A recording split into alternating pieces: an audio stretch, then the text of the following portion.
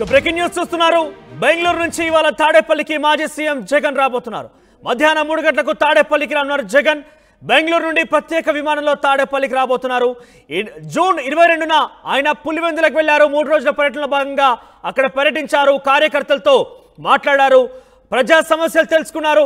అక్కడ కొన్ని రోజులు అందుబాటులో ఉన్నారు.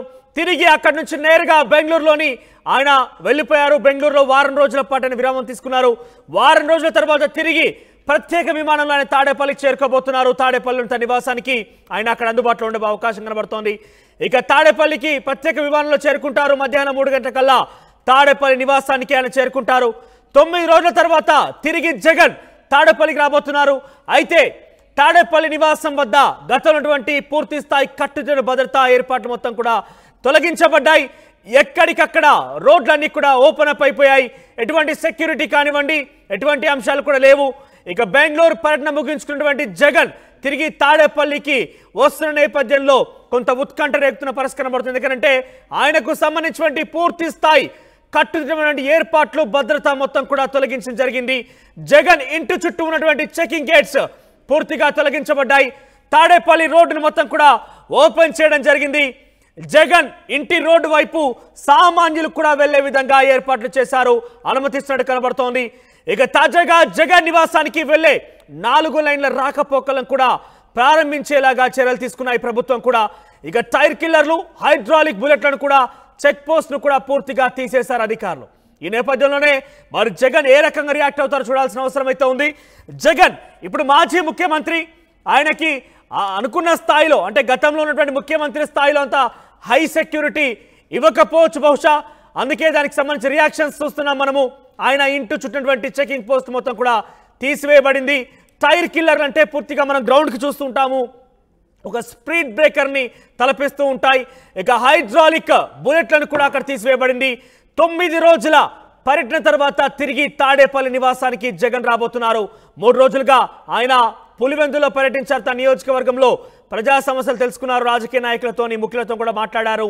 రాయలసీమ మాజీ ఎమ్మెల్యేలతోని, మాజీ మంత్రులతో కూడా భేటీ అయ్యారు.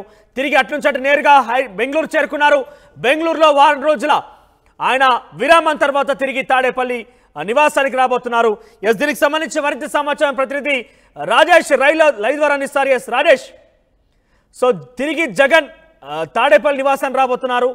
సో ఈ 9 రోజుల పాటుగా చాలా అంశాలు చోటు చేసుకున్నాయి. ప్రభుత్వ పరంగా తీసుకున్న నిర్ణయాల్లో కావచ్చు, పథకాల ప్రవేశపెట్టే అంశాల్లో కావచ్చు, జగన్ సెక్యూరిటీకి సంబంధించిన అంశాలు కావచ్చు, చాలా మార్పులు చేర్పులు జరిగాయి. సో దీనికి సంబంధించి జగన్ ఏ రకంగా రియాక్ట్ కాబోతున్నారు, ఆయన ఏ సమయానికి తాడేపల్లి నివాసానికి చేరుకునే అవకాశం కనబడుతోంది? మధ్యాహ్నం 3 గంటలకి తాడేపల్లికి మాజీ ముఖ్యమంత్రి వైసీపీ అధినేత జగన్ చేరుకోబోతున్నారు. 9 రోజుల తర్వాత ఆయన తాడేపల్లికి వస్తున్నారు. ముఖ్యంగా గత నెల 22వ తేదీన మధ్యాహ్నం నుంచి ఆయన అంటే అసెంబ్లీ స్పీకర్ ఎన్నిక రోజు స్పీకర్ ఎన్నిక హాజరు కాకుండా ఆయన పులివెందుల పర్యటనకు వెళ్ళారు. పులివెందులో 22, 23 తారీఖులు ఉన్నారు. 24 నుంచి ఆయన బెంగళూరుకు వెళ్ళిపోయారు. బెంగళూరులో అక్కడ ఆయన ఎవరితో ఇక్కడ ఆంధ్రప్రదేశ్ సంబంధించిన నేతలు ఎవరితో కూడా కలవలేదు. అక్కడ ఏం చేశారని దానిపైన ఇంకా ఒక ఉత్కంఠ కొనసాగుతున్న నేపథ్యంలో 9 రోజుల విరామం తర్వాత తిరిగి తాడేపల్లికి రాబోతున్నారు. వైసీపీ నేతలు వాళ్ళంతా కూడా స్థానిక నేతలు ఆయనకి స్వాగతం పలికే అవకాశం అయితే కనబడుతుంది. ముఖ్యంగా బెంగళూరు వెళ్ళిన సందర్భంగా అనేక రూమర్స్ అయితే ఈ వారం రోజులు వచ్చాయి. దానిలో ప్రధానంగా అక్కడ డీకే శివకుమార్, కాంగ్రెస్ పార్టీని సంబంధించినటువంటి డీకే శివకుమార్తో భేటీ అయ్యారు. కాంగ్రెస్ పార్టీలో వైఎస్ఆర్ కాంగ్రెస్ పార్టీని విలీనం చేయబోతున్నారు. అందుకే 7 రోజుల పాటు జగన్ బెంగళూరులో ఉన్నారు. రహస్యంగా అక్కడ కాంగ్రెస్ పార్టీ నేతలతో భేటీ అవుతున్నారు. ఒక రకరకాల ప్రచారాలు జరుగుతున్న నేపథ్యంలో ఇప్పటివరకైతే ఆ పార్టీ నేతలు కొంతమంది దీని మీద ఖండించినప్పటికీ పూర్తి స్థాయిలో జగన్ నుంచి కానీ అటు సోషల్ మీడియాలో ఎక్కడ కూడా దీని మీద ఆయన రియాక్ట్ అవ్వలేదు. ఈ నేపథ్యంలో ఆయన తాడేపల్లికి వస్తున్న నేపథ్యంలో ఈ రోజు ఏమైనా దాని మీద రియాక్ట్ అవుతారు, లేకపోతే ఆ పార్టీ నేతలు ఏదైనా రియాక్ట్ అవుతారా లేదనేది చూడాల్సిన అవసరం కనబడుతుంది. మరోవైపు ఇటు స్పీకర్కి సంబంధించిన అంశంలో ఆయన బెంగళూరు నుండి ఆయన ఒక లేఖ గత వారం రాసిన నేపథ్యం కూడా చూసాము.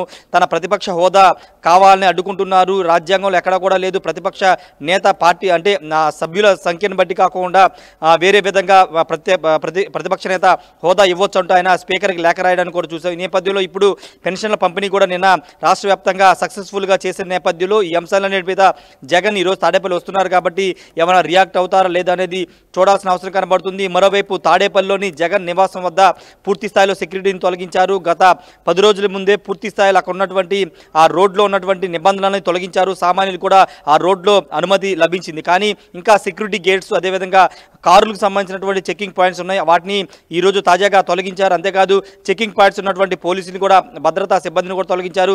3-4 మాత్రమే సెక్యూరిటీ కోసం అయితే అక్కడ ప్రొవైడ్ చేసిన పరిస్థితి అయితే ఉంది. ప్రస్తుతం అక్కడ ఆ రోడ్లో సామాన్యులందరూ కూడా తిరుగుతున్న నేపథ్యం కనబడుతుంది. అక్కడ పోలీసుకు సంబంధించిన చెకింగ్ గేట్స్ కూడా తొలగించిన పరిస్థితి అయితే ఉంది. అంటే గత 5 ఏళ్ల కాలంగా పూర్తిగా ఒక భద్రతా వలయంలో ఆ ప్రాంతం అంతా ఉంది. సామాన్యులకి ఎంట్రీ లేకుండా చేశారన్న విమర్శలు వస్తున్న నేపథ్యంలోనే కొత్త ప్రభుత్వం ఆ నిబంధనలను తొలగించి సామాన్యులు సైతం ఆ రహదారిని ఉపయోగించుకునేలా చేసిన నేపథ్యం కూడా చూశాము.